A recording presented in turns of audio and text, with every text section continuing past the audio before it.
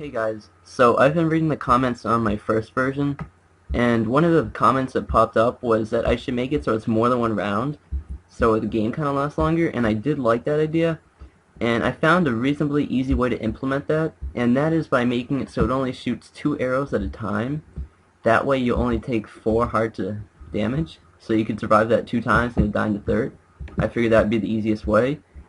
And another thing is, I still haven't rigged up the doors yet because I had to make a workaround for that. But I did think of using a piston punch card, which will work pretty good. But I haven't implemented that yet as I'm ready to move on to version 3 from what I've learned in version 2. So this part shrank a little, but that's not the logic. Over here is the logic.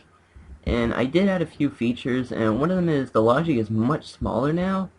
And I even added a mechanism that won't allow you to press a button until you both press the ready button, because before you could, and that would kind of be a method for cheating. One thing I never mentioned about in version 1 is there is in fact turn protection, so you can't slam buttons. It's only one button per turn. So I also changed a few things on the user side. There's no more indicator buttons, indicator lights or ready lights. There's chimes now. And if I play in there, it's kind of hard to hear when I'm recording. But say when you start the game, what it's going to play is a little ding-dong chime. I'm not very musical, so I couldn't really think of anything, but it sounds like this. That's pretty simple. And if you win, one of you is going to get shot, and nothing happens on a tie, so I also had to add a chime. And it's basically just a reverse doorbell, so it sounds like this. Pretty bland. I need some help on those. I'm not musical at all. And let's head on to the inside so you can see it. So now I'm having a new issue of what to do with this room. I kind of need it there to help keep the wiring split up.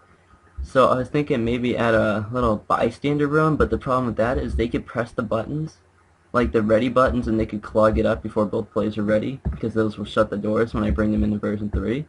So I need some comments on what to do here, and maybe a way to spruce up these interiors. They're pretty dull, and I don't know, but I'm gonna guess this is probably gonna be done by the weekend, so you're gonna have to wait a little longer for version 3, which will be the final version, I can promise you that.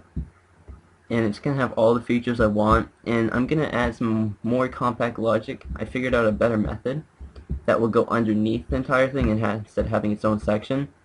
So for now, if you could just leave me a comment on what to do with the user area, and perhaps a 3-note tone I could use for my indicators of if it's a tie or the game starting, I'd greatly appreciate that.